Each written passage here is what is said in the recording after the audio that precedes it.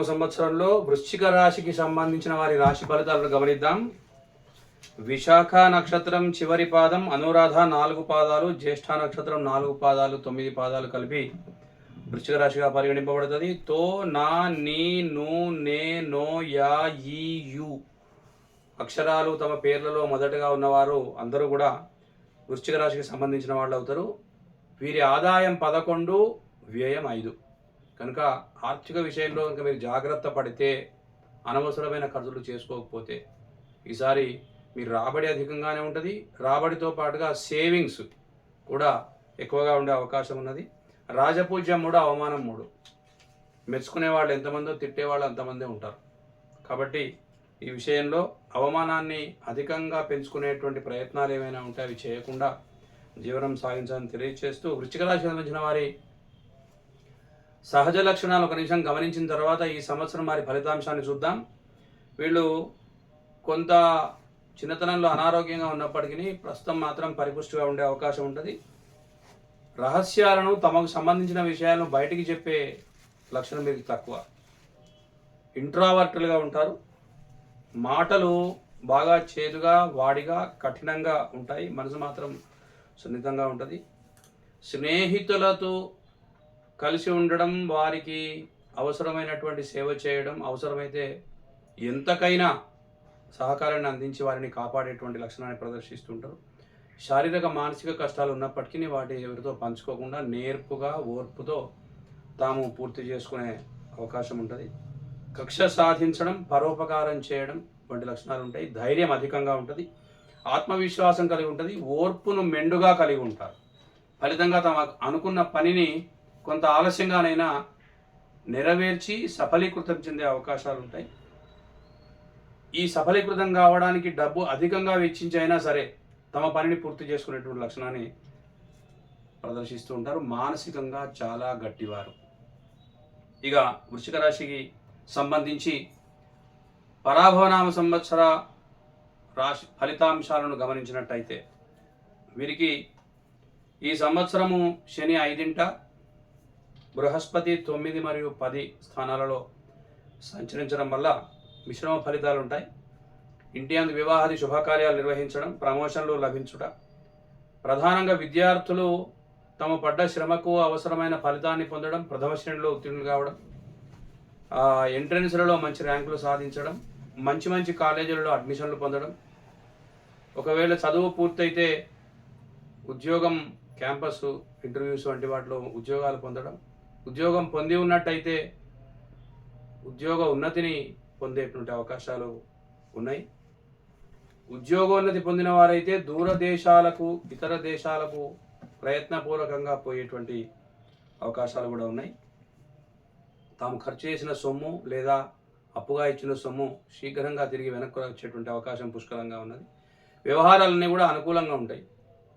అవకాశాలను తమకు అనుకూలంగా మార్చుకొని తాము అనుకున్న పనిని నిర్వహించేటువంటి సామర్థ్యం ఈసారి వృశ్చిక రాశి వారికి ఎక్కువగా ఉన్నది. మీ శ్రమ వృధా కాదు కనుక మీరు శ్రమపడడం మాత్రమే మీతో ఉన్నది.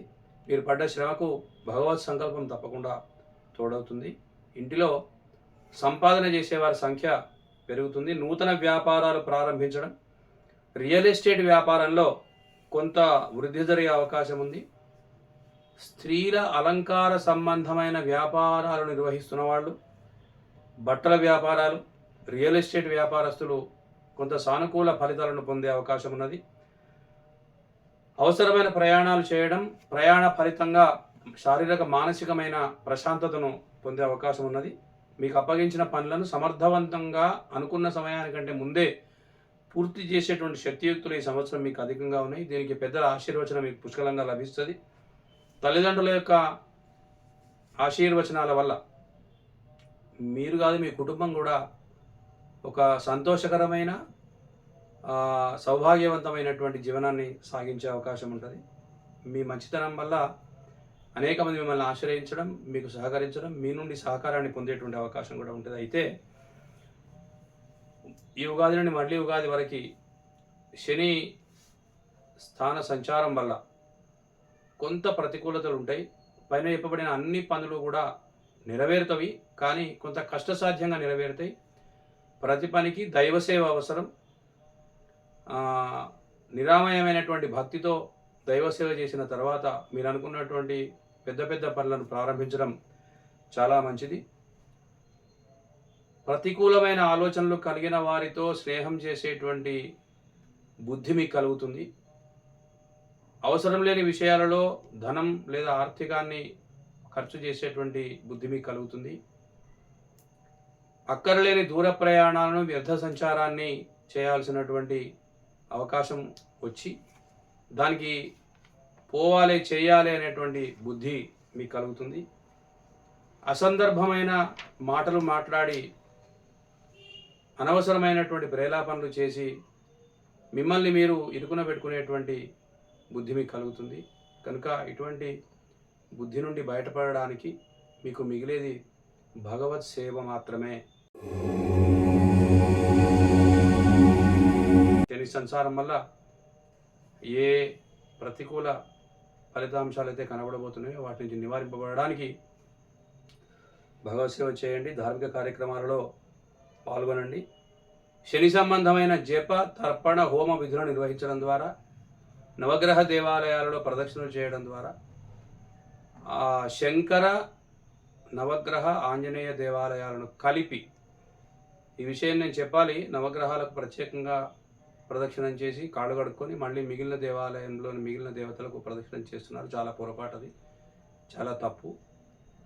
అన్ని దేవతామూర్తులను కలిపి ప్రదక్షిణం చేయడం ఉత్తమం. చేయవలసిన పని కూడా అదే.